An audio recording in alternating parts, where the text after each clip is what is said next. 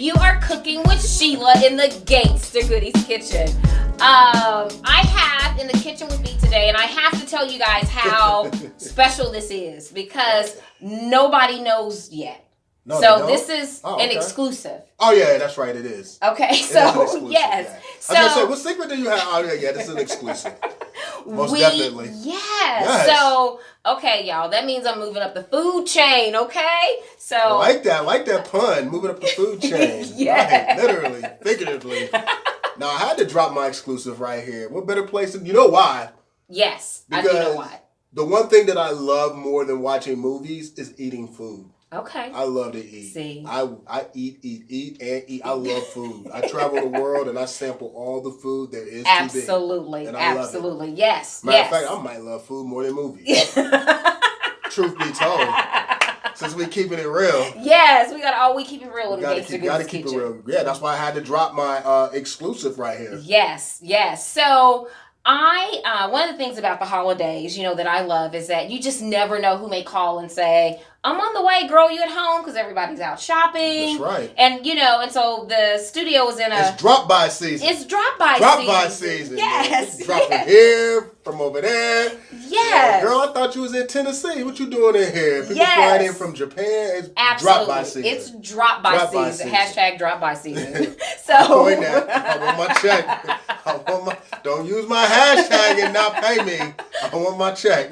Hashtag drop-by season. So one of the things, because it is drop-by season, that we always have on deck in the Gangsta Goodies Kitchen is a variety of cheeses, meats, fruits, nuts, dips, so that when you get that drop-by call, you can put together really quick a nice fruit and cheese board. Or that drop-by text. Yes, or that drop-by text. Yes, I'm on the way. Yes. And we try to always have some sangria already mixed. You have sangria, you have some grapes, there's whatever kind of artesian meat and cheeses you want to use that you want to have on deck, and then just be creative with it. There's no right or wrong, how to set it up. Oh, that's perfect. It's just you set it up. I love something where there's no right or wrong. No right or wrong. No win, no losing. No, it's absolutely. Just right down the middle. Absolutely. That's great. Kind of like when you color, people try to teach us to color within the lines. That's no fun. No, not at all. So not at all. Color it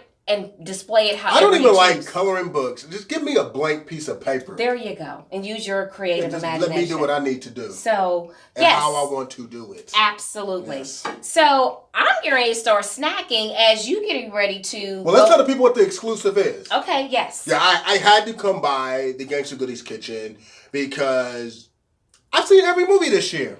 Every single one. Wow. Yeah, I do a lot of movies. But it's fun, though. Wow. I would have watched most of those movies on my own, but I get paid to do it now, so that's a really cool thing. But very cool. I've seen every movie that was released in 2018, so I had to drop into the kitchen to drop my top 10 best movies of 2018 list right here. We're going to count them down from 10 to 1. Got it. These are the best movies of the year. Period. Point blank. In the story. No discussion. Okay. We can debate on Twitter, Facebook, and Instagram, but you're not going to win. I love it. So we're going to start with number 10? Yes, let's start. Number 10. Well, number 10 on my list is A Star is Born, starring Lady Gaga and Bradley Cooper. I know they've done this movie several times. It's like the 4th time they've done it. Okay. This is the best time they've done it. Okay. It's directed by my man Bradley Cooper. Did a really good job with it. I love where he took the story. It was realistic. It had soul. It had heart. The music was dope. Lady Gaga, she's not really a professional actor, but she got acting skills. She pulled it off. She pulled it off. Yes. Homegirl was good in the movie. I like what she did with it, though. Okay. But, Bradley Cooper was that dude. Okay. He was just like, oh, man. My man he's selling this thing. There we go. And he directed this thing. Wow. And it was a really good watch. I've seen the movie like 3 times. Okay. And each time, everyone just in tears. Just in tears. It's number 9. Oh yeah, I gotta take a sip before I talk about number 9. Sip. Uh-oh. Let's give a cheers to My Girl Viola Davis, who starred in Widows, which featured a terrific ensemble. I mean, Viola Davis killed it.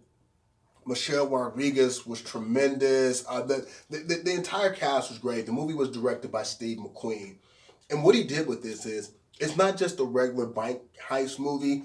He took the heist movie to the next level. Yes. It focuses on these 4 women. They got to Yes. get the job done by any means necessary. Yes. But it also is it's deeper than that because it's set in Chicago and it deals with politics and racial issues and gentrification and a lot of other elements that really make this thing gritty and work. Okay. I love it. Steve McQueen is one hell of a director. I mean, you know, the last time you checked out his work was with 12 Years a Slave, which won Best Picture. Okay, yes. So my man definitely knows what he's doing. Widows was a great movie, great ensemble. I mean, I loved it to die. I love the realism. And Daniel Kaluuya, who was in the movie as the villain, man, people always talk about Heath Ledger as the Joker in The Dark Knight. He was like a real life Joker in this movie. Because I was like, oh man, this dude's like, yeah, that's the dude from Get Out, but he's like really scary in Widows. So Widows is number 9 on the list. Number 8. Number 8, If Beale Street Could Talk, directed by my dude Barry Jenkins. Based off the novel by James Baldwin. So there you go. It has pedigree. Serious pedigree. But it's probably the most gorgeous looking movie. Just a tremendous love story. It's more like cinematic poetry than anything else. Just a fantastic, beautiful movie. I mean, as you're watching it, it just drips with soul. Wow. It's like, I was like, oh man, this is what I'm talking about.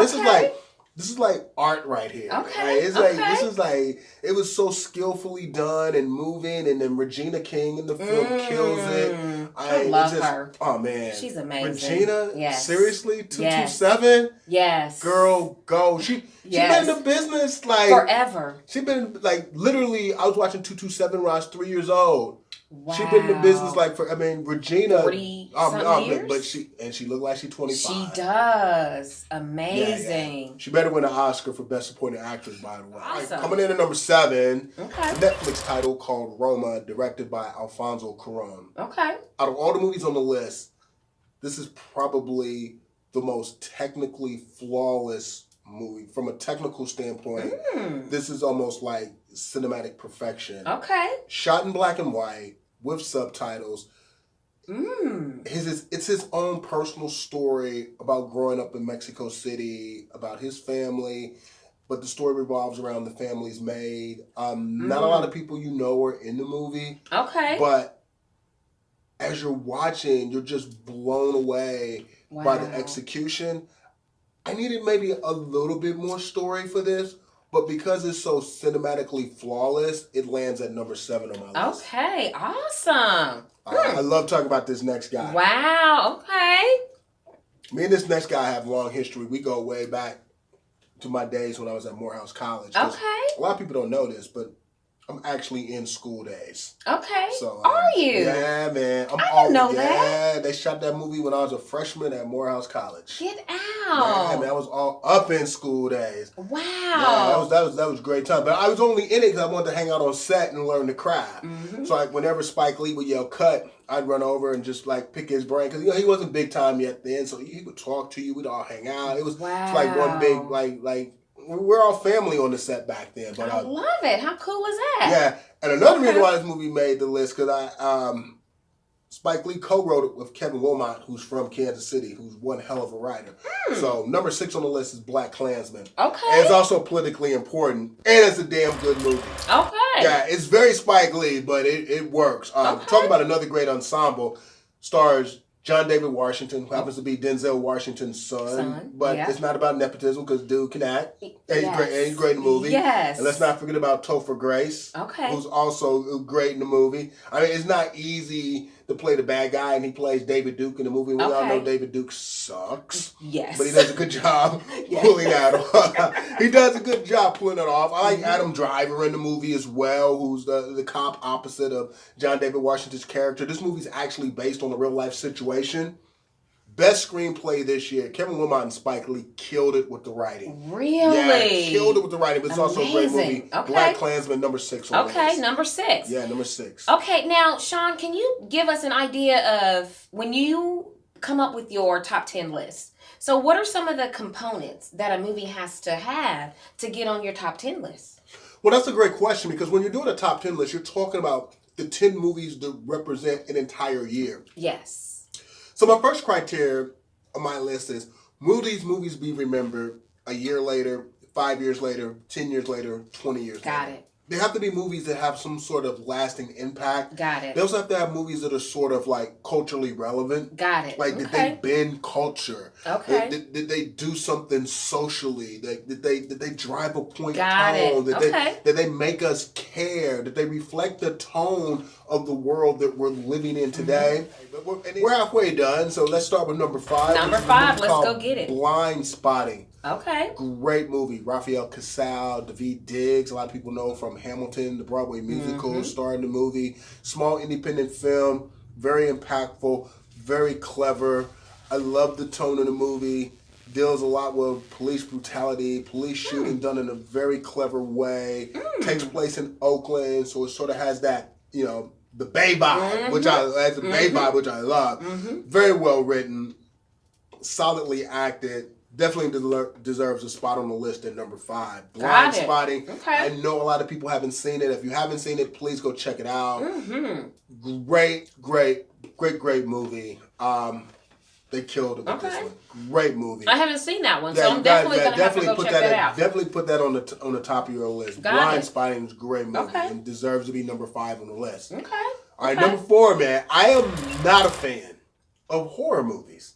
But horror movies recently have been killing it. One of my favorite movies last year was Get Out. I mean, I also love It. And there are a lot of other horror titles that are really, really great movies. And number 4 on the list is Hereditary, which is, I mean, it just freaked me out. Like, I was like, oh my God, what is going on? And Toni Collette, who stars in the movie, seriously deserves to be nominated for Best Actress. Okay. Like, seriously, if the Oscars were smart, if the Oscars were fair, they would nominate my girl Toni Collette for Hereditary. The entire cast was great. The premise is terrific. Just a strong movie overall, but a definite classic in the horror genre. Hereditary, number 4 on the list. Okay, and coming in at number 3. Coming in at number 3 is probably the one movie on the list that most people watching this have seen. Yes. Wakanda Forever. That's right, because it was the number 1 grossing movie in North America, made $700+ million at the box office. Is a reason why. Wow. And this is one of those moments in film history to just blow you away, because I've never seen a movie that like shape-shifted culture the way that Black Panther did. Like the Oscars should give Black Panther a special award just for shape-shifting culture. I mean, it was a multi-generational thing too. Like, my kids wanted to see it. My peers wanted to see it. My mom wanted to see it. People's grandparents. Like, my mother doesn't know the difference between Batman, Superman, and Aquaman, and she wanted to see Black Panther. And she was like, it was good. Like, I mean, you had thousands of kids dressing up like characters from the movie. I mean, you had, like, academic discussions about the movie. You have people planning trips to Africa. They don't even know where Africa is on the map. They're like, I just want to go to Wakanda. I'm like, baby, Wakanda's not real. But if you want to go to Africa, there's several countries there. There are fantastic places to visit. I mean, this movie you had people dressing up in African clothing, which, by the way, Ruth Carter, who did the costumes for the movie. God. Are you seriously? They should already have her name on the Oscar. Oh my God. Hair and makeup, they should already have her name on the Oscar. Oh my Set design, like everything about this movie blew me away, except for one thing. What's that? It was a good movie. It just wasn't a great movie. But I understand the cultural significance, the cultural importance, and the way that it just shape-shifted pop culture. Like, there's never been a movie that had more of an impact on pop culture than Black Panther, and I loved it. It was just a fantastic moment in Black history. It was awesome. It just, like, people had this level of pride that I never seen before. And the craziest thing that Black Panther did was it even had the streets on lock. Because even people in the barbershop, if you walked in with a bootleg copy of Black Panther, people were like, nah. I don't want that. I want that. I'm going to go see that. Which is why it made $700 million. Like, you couldn't even bootleg Black Panther. People was like, no. I am going to see this. I'm supporting this. So Black Panther's number 3 on the list. Okay. it is by far the biggest. Like if I did a list of biggest movie moments in 2018, it's number 1 by far. Got it. As a movie, it's number 3. Got it. Okay. Yeah. Okay. Now, number 2? Yeah, I just talked about horror and how big that genre has become. Number 2 on my list is A Quiet Place. Directed by John Krasinski. It stars his wife, Emily Blunt. I just love the concept of this movie. Everything's going to hell. There's monsters out there. But as long as they don't hear you, you're safe. You can't make no noise. That's just a great setup, a great premise, and it was well executed. Imagine you or I not making I'm any dead noise. in 2 seconds. If there's a monster that kills people because they hear you, I'm dead. I'm dead in 2 seconds. Like, yes. They wouldn't even, you know how they, like, black people used to get killed first in a horror movie? Yes. That's me in A Quiet Place. I'm love like, it. boom, dead. Over. Okay, yeah. wow. All right, so we're gonna do a fake drum roll for number 1. Yes. All right, here we go. The reason why this movie's number 1, because there's always been this big shakeup when it comes to movies recently. You've had like the hashtag Oscars so white. You know, people are calling for more diversity. They want movie studios to shake it up. They want filmmakers to cast people of color and, you know, just make it look more like the world that we live in. Well, finally, there's a movie that did this. But let me set this up correctly. Okay. The movie that's number 1 on my list is probably one of the best movies I've ever seen. I've seen a lot of movies. It is most definitely one of the best animated features I've ever seen. It's the best Marvel movie I've ever seen, which means, yes, it's better than Black Panther. It's the best comic book adaptation ever. It's the best in a lot of different things. And I'm talking about Spiderman Into the Spiderverse, which for the first time, a movie finally was able to capture the feel of a comic book and translate that into a movie. And everything about this world is so cool. The animation was dope. But you have blacks, you have Hispanics, you have whites, you have Asians, and they all interact in this world without making a big deal about it. Yes. But the vibe and the tone of this movie is so perfect. Wow. And I love Shamik Moore, who's the voice of the young Spider-Man. Like Miles Morales. Yes. Wow. Oh, man. Shamik kills it. The entire cast killed it. Peter Ramsey's one of the 3 directors who directed the film. Who's a black animator, fantastic talent, all around good guy. But this movie was so well executed. I mean, it's not only the best animated film of 2018, it is the best movie of 2018. I used to say A Dark Knight was my all-time favorite comic book movie. So now I gotta say this. Spider-Man Into the Spiderverse is the all-time best comic book movie, and I'll shift A Dark Knight to the all-time best comic book movie that's actually live action. Got it. So it can stay at the top, and this movie can stay at the top. But Spider-Man Into the Spider-Verse is better. Okay. One of the greatest movie experiences I've ever had in my life, and I've seen a lot of movies. This movie's great. It's a great movie. Okay. And I'm just a big fan of Spider-Man anyway, so it had a little bit of head start, but cheers to Spider-Man Into the Spider-Verse, the number 1 movie of 2018. And also, another cheers to Black Panther. I love the way that you just blew pop culture to the next level. I've never seen anything like that. Congratulations to my man Ryan Coogler, who directed that movie. I'm looking forward to Black Panther 2. Yes. Bring it, baby. Bring it. I heard you signed one hell of a deal. Yes. I need some new sneakers. A lot, man. There's a lot of good stuff, man. Just follow me on Twitter, SEdwardsKC. SEdwardsKC. Follow me on Twitter, Instagram, Facebook, ever. Watch me on FOX4 News. We talk about movies 247, 365, a lot of good stuff out there. Yes. But these were the 10 best of 2018. I don't care what anybody else says. A Star is Born, Widows, If Beale Street Could Talk, Roma, Blackklansman, Blindspotting, Hereditary, of course, Wakanda Forever, Black Panther, A Quiet Place, and Spider-Man.